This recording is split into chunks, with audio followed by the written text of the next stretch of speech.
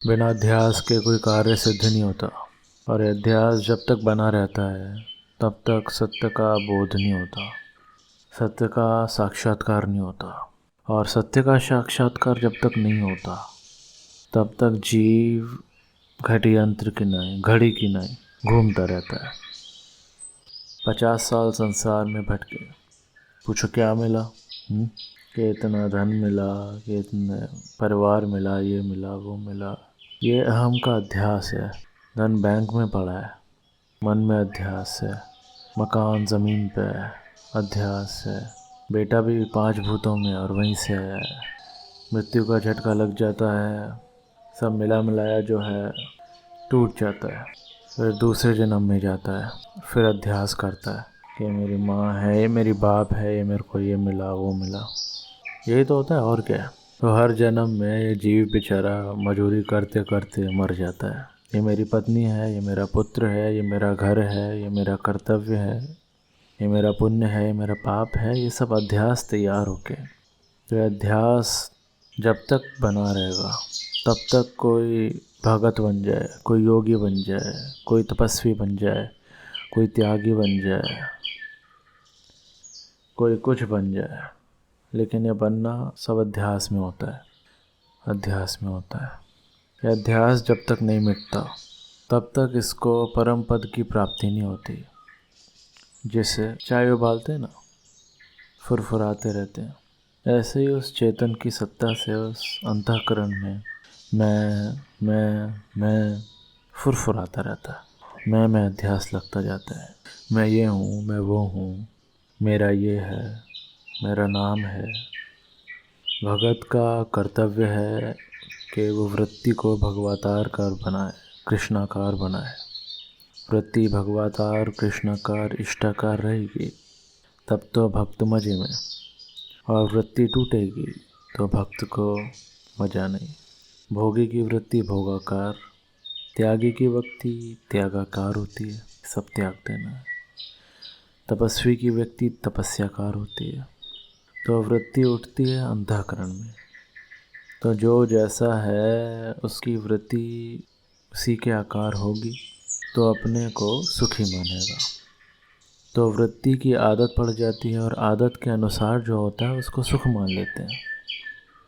जैसे ऐसा खाना, ऐसा रहना, ऐसा करना, ये आदत पड़ गई ना। ऐसा मिलता है तो अपने को सुखी मानता है, और उससे अगर उल्टा होता है तो अपने को दुखी मानता है। जैसे कामी आदमी को अगर काम के साधन मिलेंगे तो सुखी मानेगा, तपस्या की जगह पे आएगा तो खुद को तकलीफ़ में पाएगा। लोभी को लोभ की चीज़ें मिलती हैं तो खुद को सुखी मानता है। ठीक है ना। तो ये सब अध्यास में उलझे हुए लोग हैं। भक्त को भगवताकार वृत्ति बनाने में ठीक रहता है, वो अच्छा है। लेकिन सत्य का साक्षात्कार तो वेदांत तो उस पर भी चोट करता है। भगवताकार वृत्ति बनी, व्यवहाराकार वृत्ति बनी, लेकिन ये वृत्ति है, इस वृत्ति से निवृत्त होना है। इस वृत्ति के साथ जुड़ोगे तो फिर हमेशा एक जैसी नहीं रहती। एक तरह की वृत्ति बनी तो दुख हुआ, एक प्रकार की वृत्ति बनी तो फिर सुख गायब हो जाएगा। हज़ारों हज़ारों वृत्तियाँ बदलती रहती हैं, और जो वृत्ति के अनुसार सुखी होने में लगे हैं वो लगे ही हैं, उनके दुख का अंत नहीं आता। वृत्ति मान लो जैसे एक स्टेट ऑफ माइंड, जैसे एक तरह के आपके मन की स्थिति। जैसे मान लियो कि आप किसी शादी पार्टी में जा रहे हैं तो आपके मन की स्थिति एक अलग होगी, और दूसरी ओर आप किसी के गमी में जा रहे हैं तो आपके मन की स्थिति कुछ अलग होगी। तो वैसी वृत्ति हो जाती है कि दुखाकार वृत्ति, सुखाकार वृत्ति। वृत्ति के अनुसार जो सुखी होने में लगे हैं वो लगे रहेंगे, उनके दुख का अंत नहीं आता। ये जीवन तो पूरा हो जाता है, दूसरा जीवन मिलता है तभी भी करोड़ों करोड़ों जीवन मिल जाते हैं, करोड़ों करोड़ों शरीर मिल जाते हैं, लेकिन वो वृत्ति के साथ लगा हुआ आदमी का अंत नहीं आता भटकने का। इसीलिए वेदांत चोट करता है वृत्ति से निवृत्त होने में। और वृत्ति से निवृत्त हो गया तो वृत्ति चाहे कैसी भी आए, भगवताकार आई वृत्ति, शांतिकार वृत्ति आई, कभी क्रोधाकार आ गई, हम जुड़ जाते हैं क्रोध से, इसीलिए जलन पैदा होती है। हम जुड़ जाते हैं काम से, इसीलिए ह्रास हो जाता है। हम जुड़ जाते हैं लोभाकार वृत्ति से, इसीलिए दुख हो जाता है। तो ये अध्यास है। बड़ा भारी तपस्वी हो, बड़ा भारी भक्त हो, बड़ा भारी योगी हो, बड़ा भारी बिजनेसमैन हो, बड़ा भारी दुनिया का फेमस हो, प्रसिद्ध हो, लेकिन सुख से तब होगा जब अपनी वृत्ति के अनुकूल होगा। ठीक है ना?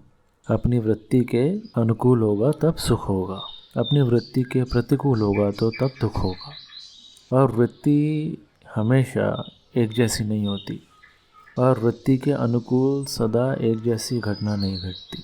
अपनी वृत्ति के अनुरूप ही घटना घटे ये संभव नहीं, और अपनी वृत्ति एक जैसी बनी रहे ये भी संभव नहीं। फिर क्या होना चाहिए? तो वृत्ति एक जैसी बनी रहे ये भी पॉसिबल नहीं, और वृत्ति के अनुरूप ही घटना घटती रहे ये भी नहीं। तो इसीलिए सारे ही दुखी हैं, छोटा तो क्या बड़ा तो क्या।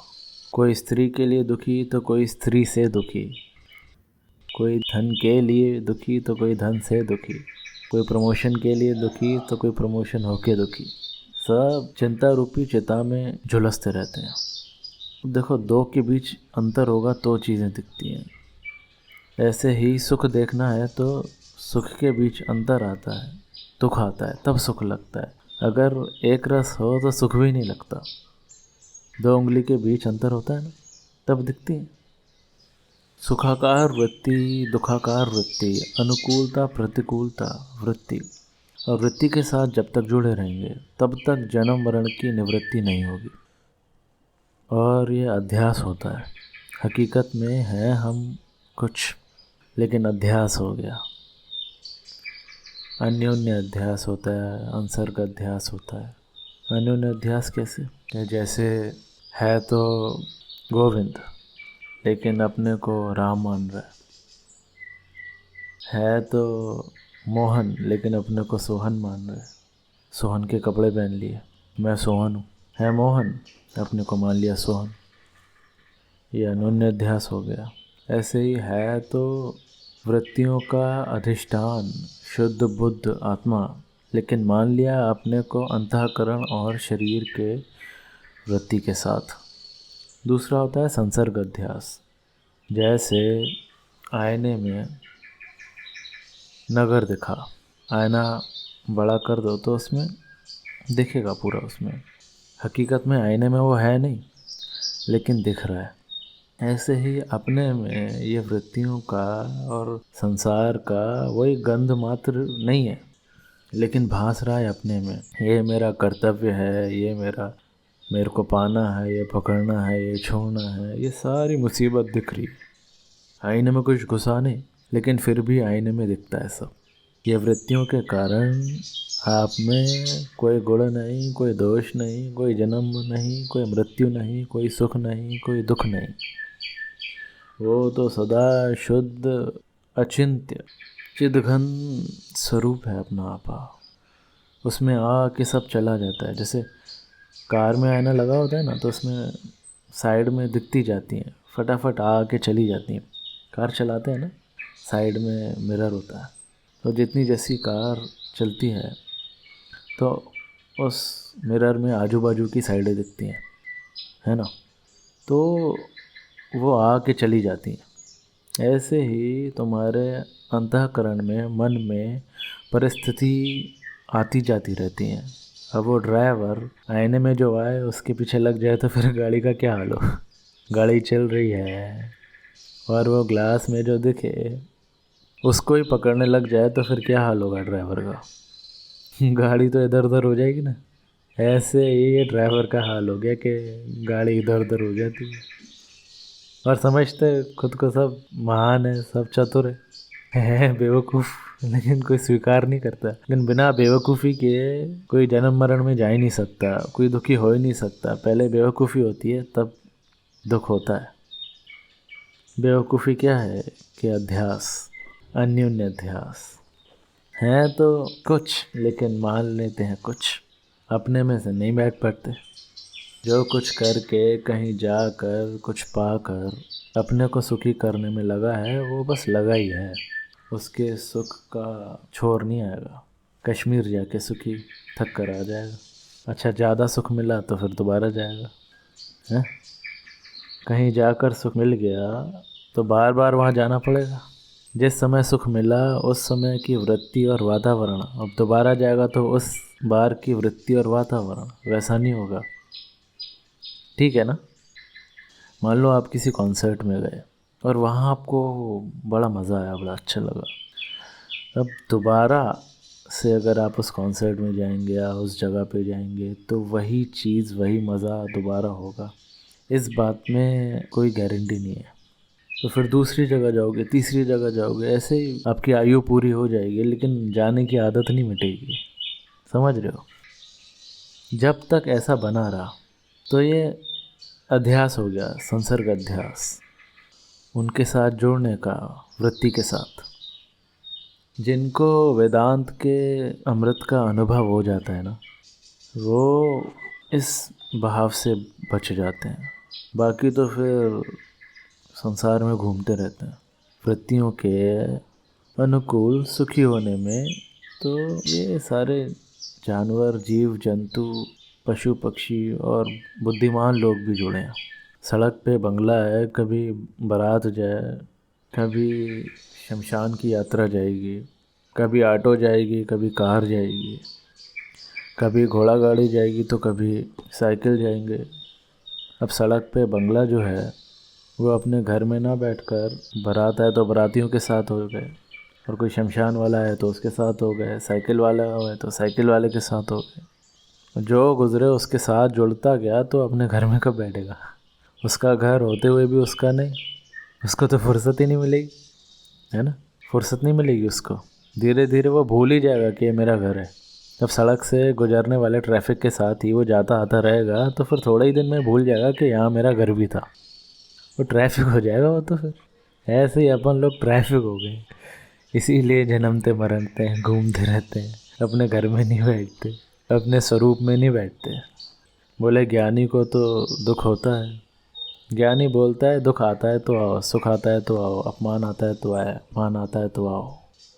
अब कोई डांसर होती है, वो डांस करती है तो जितने भी दर्शक होते हैं वो देख के मज़ा लेते हैं, उसके साथ अपना संबंध नहीं जोड़ते।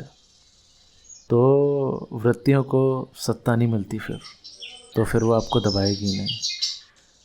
चाहे कितनी भी बढ़िया केबल हो, लेकिन बीच में से फ्यूज़ निकाल दो तो क्या आपको फिर दिक्कत करेगी क्या। और पावर हाउस से जो कनेक्टेड लाइन है उसी में तो बिजली आएगी और शॉक लग जाएगा। ऐसे ही अपने मैं को वृत्तियों से मिलाते हैं तभी दुख, तभी वासना होती है, और वासना अंतःकरण में होती है और जुड़ जाता है मैं में।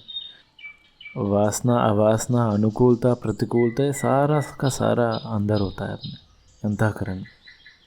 जो वासना के बहाव में बहते हैं उनके अपेक्षा जो धर्म में रहते हैं वो, उनकी वासना नियंत्रण रहती है, लेकिन धार्मिक आदमी भी असंतुष्टि रहते हैं, पूर्ण स्वतंत्र नहीं मिलेंगे, पूर्ण आज़ाद नहीं होंगे। तो धर्म से वृत्तियाँ नियंत्रण होती हैं, अच्छा करना और बुरे से बचने के लिए।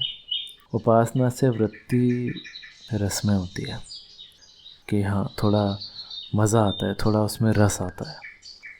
और योग से वृत्ति एकाग्र होती है, विक्षेप बंद हो जाता है, डिस्ट्रैक्शन बंद हो जाता है, लेकिन फिर भी वृत्तियों के साथ का संबंध बना रहता है। इसीलिए कई ऐसे योगी रोते मिलेंगे कि पहले समाधि लगती थी अब नहीं लगती, पहले भक्ति बहुत होती थी लेकिन अब नहीं होती, पहले धन बहुत था, भोग बहुत था लेकिन अब नहीं है, अथवा पहले बहुत कुछ था और अब कुछ नहीं। तो सब ऐसे ही झुलसते रहते हैं। पहले नहीं था अभी है तो अहंकार में है, पहले था और अब नहीं है तो विषाद में आ गए। ठीक है ना। पहले समाधि नहीं थी अब है तो अच्छा, पहले समाधि थी अब नहीं है तो फिर विषाद हो गई। लेकिन जो समाधि के पहले था, समाधि के बाद भी है, समाधि के वक्त भी है, वो ज्यों का त्यों है। उसको मैं रूप में जान लेना ही वेदांत का मार्ग है। तो जिसमें कोई फ़र्क नहीं पड़ा वो मैं हूँ, और जिसमें फ़र्क पड़ा वो मैं नहीं। ठीक है ना? जिसमें फ़र्क पड़ा वो मैं नहीं। वृत्ति में फ़र्क पड़ा, शरीर में फ़र्क पड़ा, संबंधियों में फ़र्क पड़ा, मान्यताओं में फ़र्क पड़ा, लेकिन जो सबसे परे जो है, जिसमें कोई फ़र्क नहीं है, वो चैतन्य घन आत्मा, उस आत्मा को मैं मानना, समझो पूरे खजाने को मिल जाना। और उस आत्मा को मैं ना मानना, शरीर को मैं मानना, जाति पाति को मैं मानना, समझो कि बस अपने को आग में फेंकना है। या तो मुर्दे को जला दो या फिर जिंदे को जला दो। तो चिंता होती है वृत्तियों के कारण, ठीक है ना? गहरी नींद में चले गए, वृत्तियाँ दब गई, फिर कोई चिंता नहीं। समाधि में वृत्ति इधर उधर हो गई तो फिर कोई चिंता नहीं।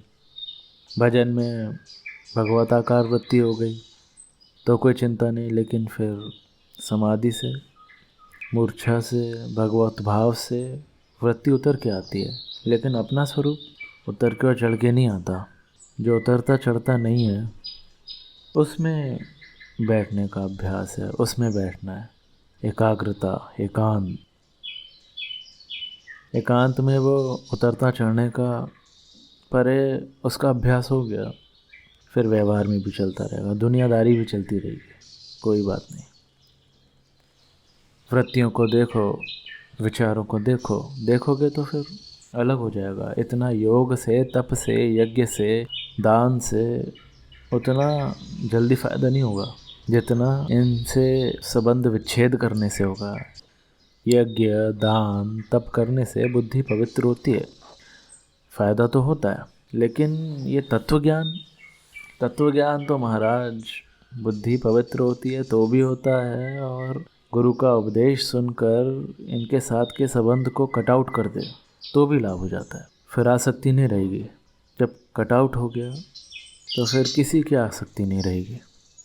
ना धन की आसक्ति रहेगी, ना भूख की आसक्ति रहेगी, ना योग की रहेगी, ना त्याग की रहेगी। एकदम स्वतंत्र, परम स्वतंत्र। फिर ये आत्मा ब्रह्मरूप है, इस बात को जान ले। ये कैसे? देश से, समय से जो रहित है उसको ब्रह्म बोलते हैं, आत्मा परमात्मा बोलते हैं। देश के, काल से और वस्तु के जो रहित है, देश कितना भी हो लेकिन उसकी भी सीमा रहेगी। इतना इतना इतना इतना, लेकिन आखिर में पॉइंट आ जाएगा। काल, समय, साल, 2 साल, 10 साल, 100 साल, 1000 साल, लाख साल, अरे करोड़ साल, उसके पहले और उसके बाद कोई सीमा होगी ना। वस्तु, कोई चीज़, इतना बड़ा, उतना बड़ा, इतना बड़ा, फिर भी कोई बाउंड्री होगी। यहाँ कोई बाउंड्री नहीं, देश की, काल की, वस्तु की। उस वस्तु का नाम ब्रह्म है। तो हकीकत में यह आत्मा ब्रह्म है, तो तुम ब्रह्म हो। वृत्तियों से तुम्हारा कोई संबंध नहीं। शरीर के मरने से तुम नहीं मरते, वृत्तियों के मरने से तुम नहीं मरते। वृत्तियों के मरने से अगर तुम मरते तो वृत्तियाँ कहीं मर गई ना। दुखाकार है वृत्ति, सुखाकार है वृत्ति, चिंताकार वृत्ति आई, मर गई, चली गई, तुम तो नहीं मरे। ऐसे ही वृत्तियाँ जिस अंतःकरण में आई, ऐसे अंतःकरण भी कई चले गए, ऐसे शरीर भी कई बदलते गए, अंतःकरण के भाव भी बदलते गए, लेकिन तुम नहीं बदले। ठीक है ना? तो जो नहीं बदलता है उसमें आ जाओ। नहीं तो राम राम राम राम रटने से सत्वगुण बढ़ता है, सत्वगुण बढ़ता है तो हृदय का संकल्प सफल होता है। फिर वो सफल हुआ, महाराज सिद्ध हो गए, लोगों ने पूजा। लेकिन जो संकल्प सफल होता है वो कभी कभी असफल भी होता है, उसकी भी सीमा होती है। करने से हुआ है ना, करने से हुआ है, करना बंद कर दो तो फिर होना बंद हो जाएगा। सीधी बात है, करना बंद कर दो तो होना बंद हो जाएगा। धंधा किया, कमाया, तो कमाने के बल से खर्चा कर सकते हो। इनकम बंद हो जाए, खर्चा चालू रखो, कितना चलेगा? ऐसे ही भजन के बल से, जप के बल से, योग के बल से ये कर दिया, वो कर दिया, भभूत में मंत्र डाल के मुर्दे जिंदे कर दिए। लेकिन जो देश के, काल से, वस्तु से, उसकी परिच्छिन्नता का, उसके अलगपन का अगर बोध नहीं हुआ तो इस अनंत काल की धारा में 100-200 मिट्टी के पुतले, 10 लाख मिट्टी के पुतले जिंदे हो गए तो क्या? ऐसे ही सब मिट्टी के पुतले जिंदे हो गए तो क्या? अभी भी तो मिट्टी के पुतले ही हैं, 350 करोड़। तो अपने स्वरूप को देश से, काल से, वस्तु के रहित अगर अपने को जान लिया तो मुर्दे को ज़िंदा करना योग में है, अच्छा है। भक्ति की भावना से सूखे पेड़ हरे हो जाते हैं, ये अच्छी भावना है, सुंदर है। लेकिन भक्त को, योग को अथवा साधक को देश से, काल से और गुणों से, इनसे दूसरी अवस्था में जाना चाहिए, जिसे बोलते हैं देशातीत, कालातीत, गुणातीत। इसीलिए अर्जुन को श्री कृष्ण ने कहा त्रैगुणा विषया वेदा। जो वेद हैं बहुत पवित्र हैं। वेद में जो ज्ञान है अद्भुत ज्ञान है। सारे विश्व में वेद से ऊंचा ज्ञान नहीं, वेदांत का, जहाँ सारे ज्ञान का समापन हो जाता है और सारे ज्ञान जहाँ से निकलते हैं और फिर भी उस तत्व का बोध कराना, वेदांत। तो ये वेद भी माया में है, 3 गुणों में है। त्रैगुणा विषया वेदा निस्त्रय गुणा भवा अर्जुना। वेद का ज्ञान भी गुणों में आएंगे, सत्वगुण में आएंगे, रजोगुण में आएंगे, तब सीखेंगे, करेंगे, संभालेंगे, रखेंगे। लेकिन ये गुण भी अंतःकरण में आते हैं, अंतःकरण से परे। ऐसे देखा जाए तो बहुत कठिन है और वैसे देखा जाए तो बहुत ईजी है, बहुत सरल है। तो जहाँ से खोज होती है शुरू, वहीं वो है। जहाँ से तुम चलते हो वहाँ मंदिर है, बहुत ईजी, बहुत सरल है। और चलते चलते दूर निकल जाते हो तो बड़ा कठिन लगता है। फिर मुड़ के देखते हो तो दूर जाने पर भी वही मिलता है कि क्योंकि उसकी कोई सीमा नहीं, देश काल इसीलिए करोड़ों जन्म से वृत्तियों के अधीन चल के बहिर्मुख होते आए। लेकिन जब वृत्ति से निवृत्त होने की टेक्निक मिल जाती है तो लगता है यही है। कीड़ा अपने घर से निकला और चलती है रहा, अब उसको ज़मीन देखना हो तो कहाँ मिलेगी। तरंग सागर से उठी और भागती ही रही, खूब भागी। 150 माइल की स्पीड से तूफान चला और तरंग भागी, बड़ी बड़ी भागी तो बहुत, लेकिन उसको पानी से मिलना है तो जहाँ से उठी थी उसी पर दौड़ रही है और वहीं रुकी है। ऐसे ही अपनी वृत्ति करोड़ों सालों से संसार में भटक रही है, दुख भोग रही है। ये हो जाए, वो हो जाए, ये हो जाए, समझ रहे हैं सब। दिमाग में बिठाने की बात है।